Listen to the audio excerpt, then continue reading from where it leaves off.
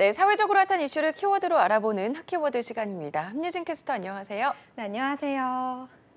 네, 코로나 후유증 일명 롱코비드 문제에 관한 관심이 높아지고 있습니다.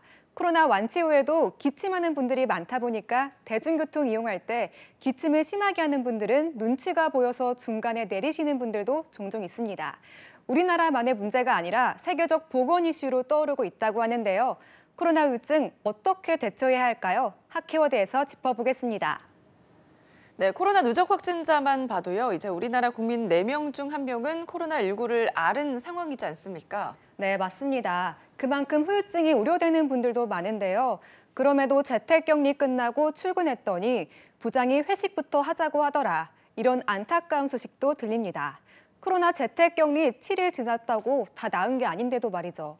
지금까지 후유증 관련 연구 중 가장 큰 규모로 진행된 영국 연구를 보면요. 완치자 27만여 명 중 37%가 감염 후에 3개월에서 6개월 사이 1개 이상의 후유증을 겪은 걸로 나왔습니다.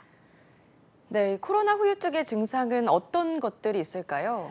네, 세계보건기구 WHO는 롱코비드를 증상 시작일로부터 3개월 이내에 다른 진단으로는 설명할 수 없는 증상이 2개월 넘게 지속되는 것을 정의하고 있습니다. 가장 흔한 증상은 우울감과 불안장애였고 호흡곤란과 복통이었습니다. 다음으로는 흉통, 피로감, 두통, 인지장애, 근육통 등의 후유증이 속한다고 합니다. 감염자 3명 중 1명꼴로 피로감이나 숨가쁨, 두통 등의 일상생활에 지장을 줄 정도의 다양한 증상들이 계속 나오고 있습니다. 네, 코로나 후유증 왜 생기는 건지도 궁금하고요. 개별적인 편차가 크던데 어떤 사람에게 더 잘 발생하는 겁니까? 네, 명확한 발생 원인은 아직 밝혀지지 않았다고 합니다.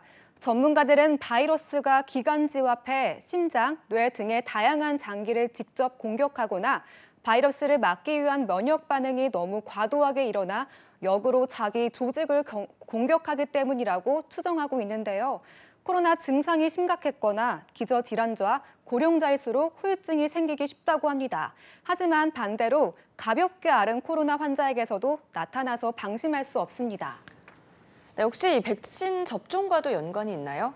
네, 영국의 한 연구팀에 따르면요. 백신을 맞지 않은 경우 후유증을 겪을 위험이 11%로 2차까지 접종 후 감염된 사람이 후유증을 겪을 위험 5%보다 2배 넘게 높았다고 합니다.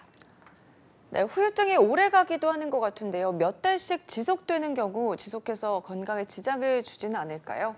네, 맞습니다. 최근 미국에서는 코로나19에서 회복되고 1년이 지난 사람들에게서 심혈관계질환 위험이 상승한다는 연구 결과를 내놨는데요.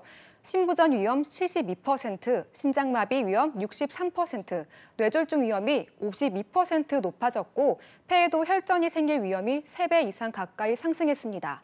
하지만 코로나 후유증은 인류가 처음 겪는 문제라서 장기적으로 건강에 미칠 영향은 계속 지켜봐야 합니다. 네, 코로나 완치 이후까지 긴장을 늦출 수 없는 건데 증상이 계속되면 어떻게 해야 되나요? 네, 대부분의 후유증은 시간이 지나면서 회복하지만 회복을 앞당기기 위해서는 지속해서 적절한 운동을 하는 게 좋고요. 또 다른 사람들과 후유증 경험을 공유하는 것도 스트레스와 불안감을 낮추는 데 도움이 됩니다. 그래도 증상이 지속된다면 의사의 진료를 받는 게 좋겠죠. 해외에선 관련 연구들이 활발히 진행되고 있는데요. 후유증 센터나 프로그램 운영을 통해 신체적, 정신적 재활을 돕기도 합니다. 네, 코로나19 누적 확진자가 전체 인구의 30% 육박하는 상황에서 후유증 관리를 위한 대책 마련이 필요해 보입니다. 지금까지 핫키워드 함예진 캐스터였습니다. 고맙습니다.